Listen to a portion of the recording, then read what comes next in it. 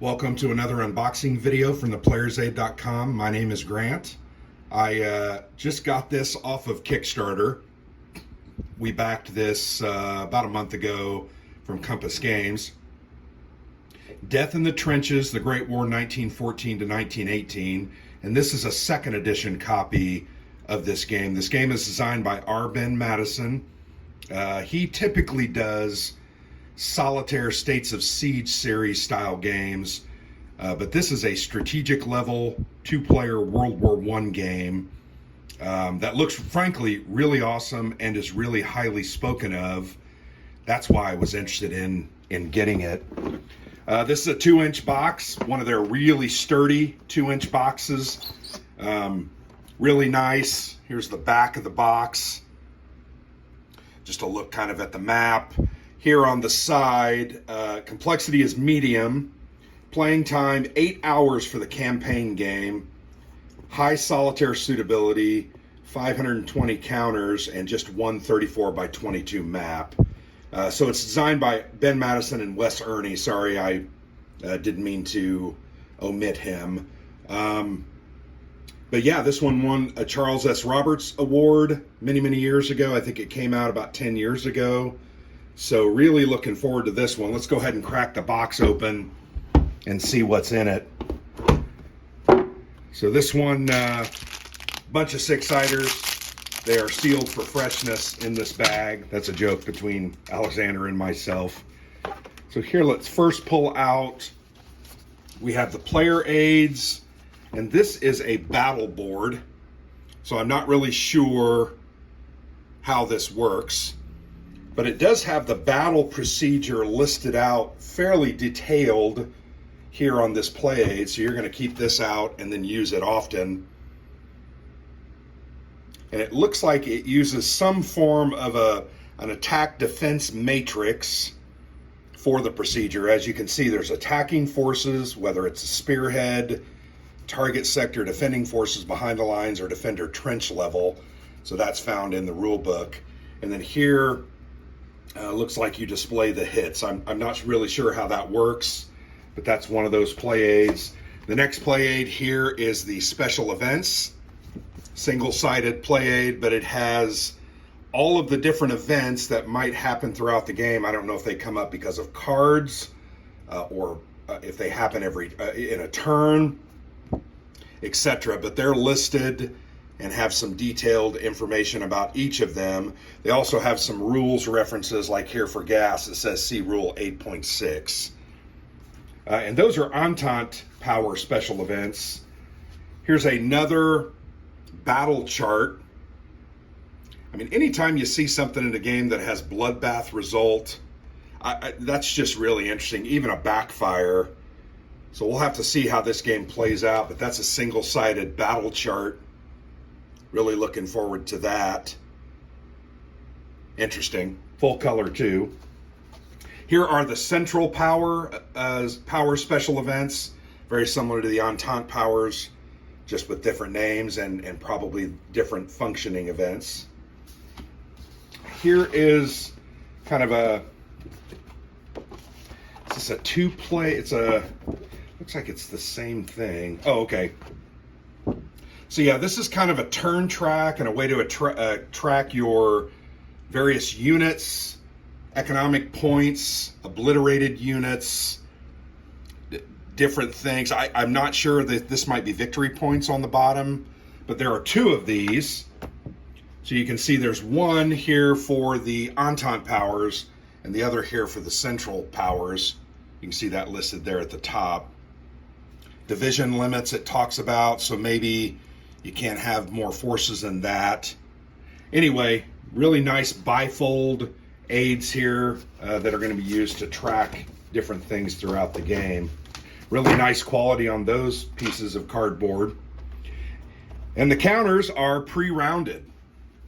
There are 4 counter sheets. Let's go ahead and look. Here's obviously the Central Powers, German and Austro-Hungarian units, with some of the lessers as well. Get a look at those units there. Bunch of different markers: fort destroyed, locations: Black Sea, North Sea, Adriatic Sea, There are some dual-sided units. Not sure what the red cross through them means. You see some special units there. These units, and then the Red Baron, and then here's a Big Bertha, German siege artillery. So that's one of them. Here is the Entente. You got the British at the top, Belgian units. I'm having trouble seeing these because it's a little dark and I need my glasses. But yeah, different Entente powers, French units at the bottom, Ukrainian units there, I think in the middle, if I'm not mistaken. So really nice looking counters. That's the dual side. And they're pre-rounded, really great. Here's Ottoman troops, Italian troops, U.S. troops, different French and British and Ottoman and German C unit markers, and then just some different, gas, Italy crisis, etc. This game looks really cool, and I'm just looking at the counters. So here are, I don't know if these are supply markers. I mean, they say allocation, and they look like crates. There's a whole bunch of them. Fort destroyed markers there at the top, and just a couple of other interesting markers, mostly single-sided. So yeah, 4 sheets of counters, very nice looking counters. Here's a colonial campaign map. So this takes into account all the lesser theaters from East Africa to Tonga, the Gold Coast, they're listed there, Togoland, Samoa. Very interesting. So not sure how this works. It's a single-sided card, almost an extension of the map. Here's the rule book, along with an events book. Let's go ahead and crack the rule book open. Rule has a nice sequence of play there on the very back of the rule book, so it's easily accessible. There are 27 pages of rules, fairly dense text, but as R. Ben Madison usually does, he has like highlighted, there's some red text here, there'll be some blue text. See that gray text in the box is sometimes designer notes and detail about the history. The blue is more examples, so you can see there's some blue text in those paragraphs. Nice graphics as well. Really a nice laid out looking rule book. It is fairly small print, and there's a lot of text there, so it's going to be, you're going to have to read through this really to get a good feel for it. This is a second edition game. My guess is there's plenty of videos out there on it. But yeah, nice rule book, well put together. I think it looks really good. This events book, let's see what it has to do. Oh, this looks like it's the scenarios, game setup, units out of play. Here's the different markers that you're going to use, setup charts, Russian holding box, what units go in there. The hex catalog. So the individual hexes on the board are marked here for reference. What cities and towns and major metropolitan areas are in there. Here are the event chit charts. Just more chits, whole bunch of chits. No pictures in this, just text. This is just kind of flavor to help you understand a little bit more about the background and the history.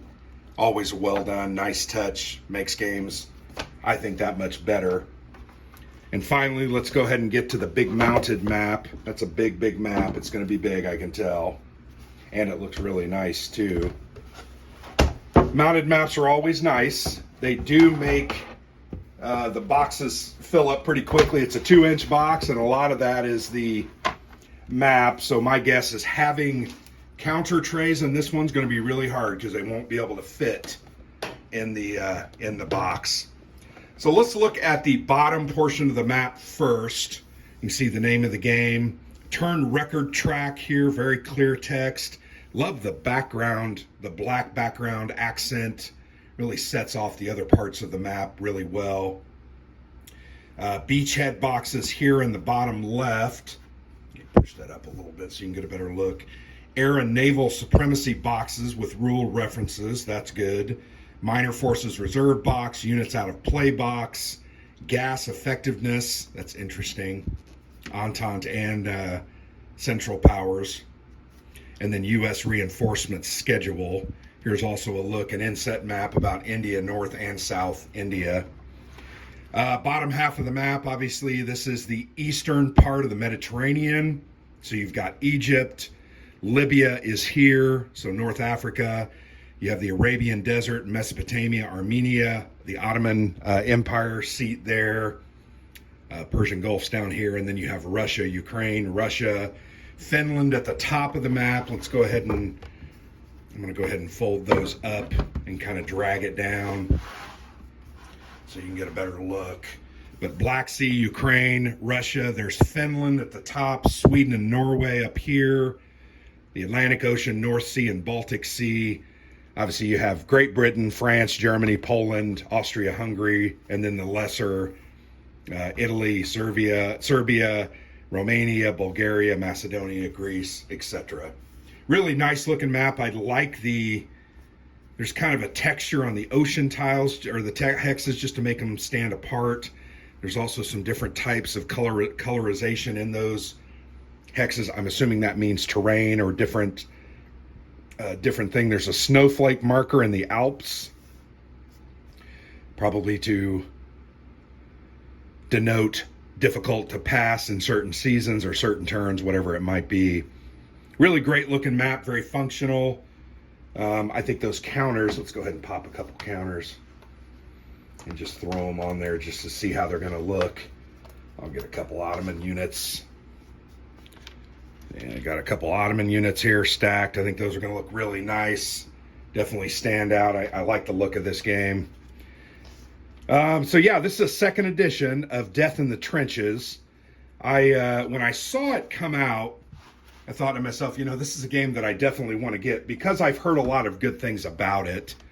I've heard a lot of people speak fondly about it. They've played it, enjoyed it. Felt like it was a good representation of World War I. So to me, it's a game I'm definitely interested in. I'm glad I got a copy on Kickstarter because once again, for a nice game, I probably paid $75 with it or for it, including shipping. So I thought that was a pretty good price. But anyway, there's a look at Death in the Trenches 2nd edition from Compass Games. I think this looks really good. Definitely a game that I think Alexander and I are going to be interested in getting to the table.